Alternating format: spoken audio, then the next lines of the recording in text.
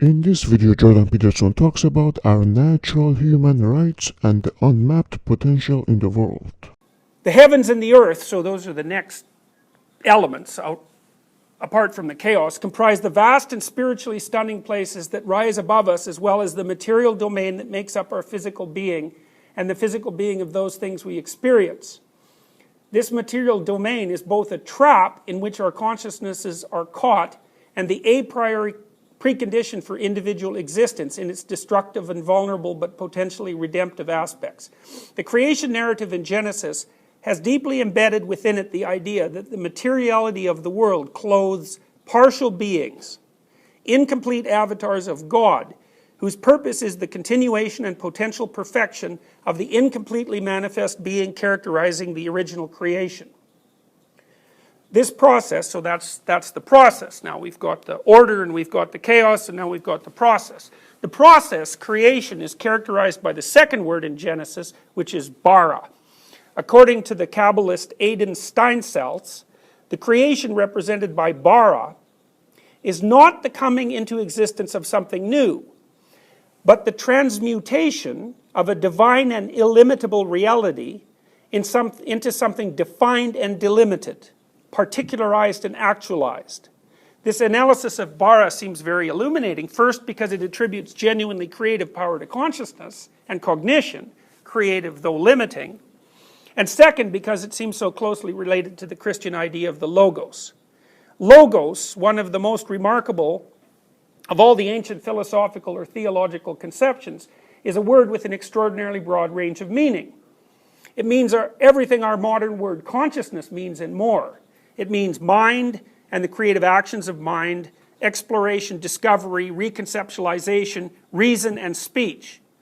Logos is further something whose relationship to the mere material is so fundamental that the material does not really exist at all in its absence. Finally, it is something whose workings are essentially redemptive, continuing and perfecting the process of creation. It is generally transcribed in the Christian tradition as the Word and is closely identified with the transcendental being of Christ, as well as with the original creative force of God. This is a very peculiar identification from the perspective of strict temporal logic, because it is the Word of God that creates order out of chaos, and that Word is a phenomenon that predates the birth of Christ from the temporal perspective. So, that's all exceptionally, it's exceptionally incomprehensible, I would say, fundamentally. It's an unbelievable matrix of sophisticated ideas. And one of the reasons I started to explore this was because, I was very obsessed, as you all know, with the dynamic struggle essentially between Soviet communism and the Western worldview. And if you're a rationalist and a relativist, then basically what you have to proclaim is that both societies predicated themselves on arbitrary axioms, so arbitrary descriptions of right and wrong, and that basically what was happening was that there was a war to see which of those arbitrary systems would dominate. But I thought, well, if it's just a matter of arbitrariness, then we're really in trouble, because the only way you could possibly, first of all, neither of those systems are right or better in any real sense of the word, and second, the only way that could be possibly settled is by brute force.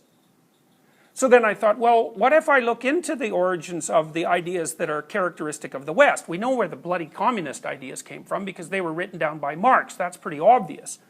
But the ideas of things like natural rights in the West, they're very peculiar ideas. They're obviously metaphysical ideas. And then you might ask yourself, well, are those mere arbitrary statements? Or is there something deeper underneath them? And so that's partly what led me back to the analysis of these texts, for example, because the ideas emerged out of the text. It's not like somebody just sat around and thought the damn things up. They're very, very old ideas, and it doesn't look to me like the matrix that they emerged out of was actually a matrix of ideas. It was more like a matrix of behavior. And it's over thousands and thousands of years.